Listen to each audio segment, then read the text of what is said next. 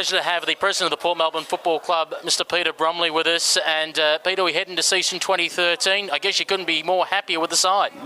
I think the side's great this year.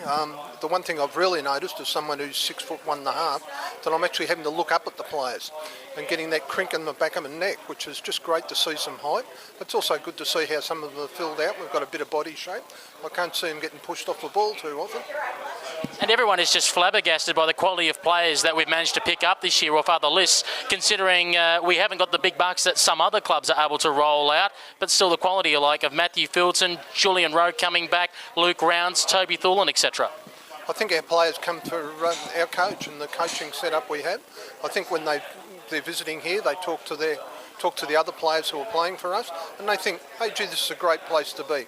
People seem to be having a lot of fun. They enjoy, they respect it. When they go down and play with the state teams and stuff like that, they see players and they see how they go and they think they're terrific.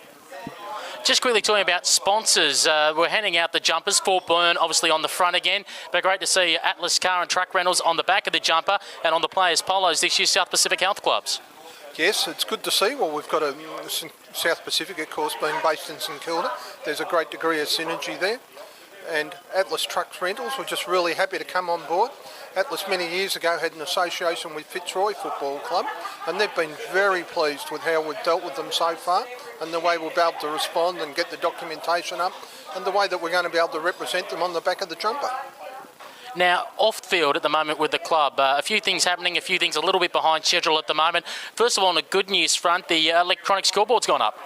The electronic scoreboard's gone up, and very shortly we should be able to fire it all up when the software and the hardware arrives, and hopefully through the year we'll be able to give good value to our sponsors and sort of feature players and even just pieces of play from older games and the like. I'm not sure the President's interview will be going up on it though. And also behind the scenes, I believe all the work at the moment is going into the change rooms to try and get them up for hopefully early in the season. Yes, we're hoping that, well, certainly by round 7 we'd expect to be playing at Northport.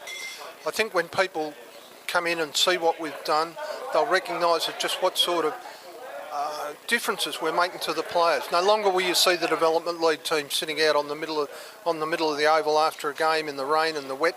They'll be able to come off and go into a dressing room that's designated specifically for them. The two teams will share common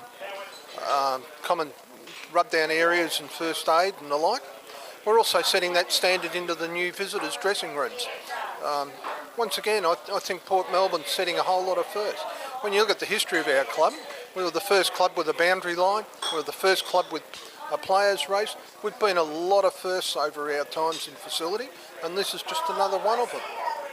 And talking about new facilities, the new pavilion at the moment, a little bit behind schedule. Unfortunately, asbestos has been found. That means there'll be some adjustments, won't there, to the President's Luncheon throughout the season? Yes, during the year we'll be having the lunches in half of the old social room. The other half's being used as a dressing room.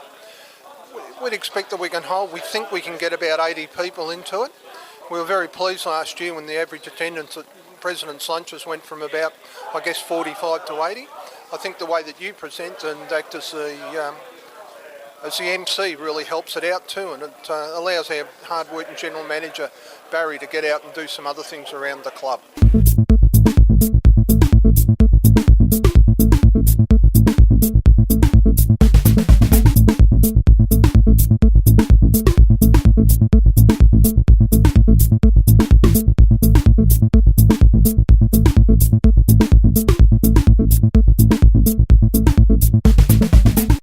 Borough TV is a Port Melbourne Football Club production.